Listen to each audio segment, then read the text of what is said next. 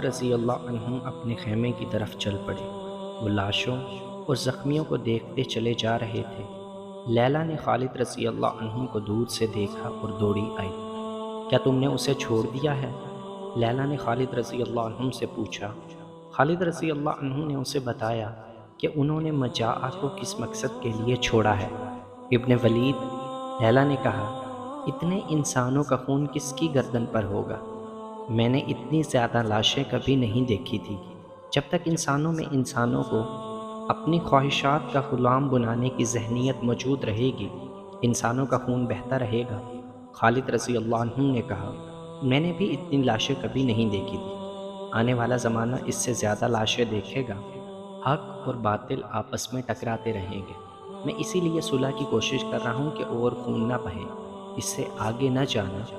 تم جو دیکھو گی اسے تم برداشت نہیں کر سکو گی۔